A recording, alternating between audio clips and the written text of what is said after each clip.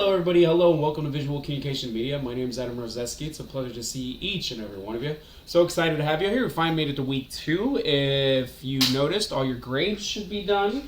You shouldn't have any questions, issues, problems. Please let me know. That way we can address them and go from there. Also, if you hear some clicking in the back, that's my son. He's playing with some toys right now, so my apologies for that. But just want to give you all a heads up, just a quick little announcement. Kind of get your weekend started and go from there. But do keep in mind your discussions are due by the end of the day tonight. Also, you have your written assignment, which is the PowerPoint. If you need any questions, please take a look at the example and the links that I provided in the lecture. You also have your live lecture assignment due tomorrow night, so make sure those are all turned in. Keep that in mind. Also, keep in mind your live lecture cannot be turned in late. It automatically becomes a 0 because it's tied to your attendance. So please make sure to have your live lectures in by Sunday.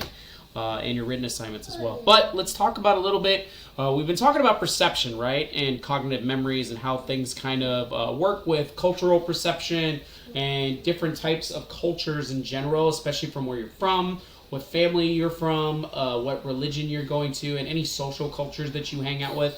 That matters. So visuals are kind of built to trigger perceptions and try to express perceptions. And there's a lot of things when it comes to responses to stimuli and how important those things are. Hey, Carson. Thank you. So it's really interesting that we're going to talk a little bit more about emotional communication in week 5, but emotion ties with sensory images, with colors and lighting. Emotion also ties with perception. And when we talk about the final element of perception, it's not, emotion blends its own. It has its own category. But it also works with perception as well.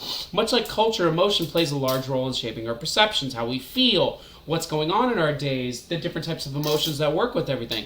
Color affects emotion, but we can expand this to other areas of visual presence. Our emotional perceptions are shaped visually through color, lighting, persuasive images, and so much more. Now, let's take a look at two different images. For example, engagement and subtlety. When you take a look at a visual, Carson, shh, thank you.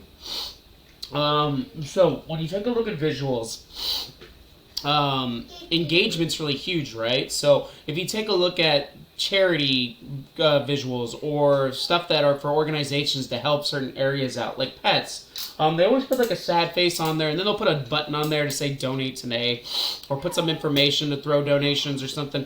They want you to engage from the commercial or from the visual. That's important. Now there's also subtle visuals as well, much like the bear and a Toblerone logo, because not only is it chocolate from the Swiss Alps, but it also talks about the bear as well. Yeah, it is a bear. Now, not only do we have subtle and engagement... Hey, Baba, shh. I know, it's Lisa. Anyway, sorry about that. He's kind of busy right now. But we also have mood-setting colors. And depending on how we use colors, which surprisingly enough should go more towards sensory, not perception, our visual perception is the process of seeing that is influenced by culture and emotion. All right, you want to come hang out? Let's come hang out. All right, see? You got to be good, okay? Promise?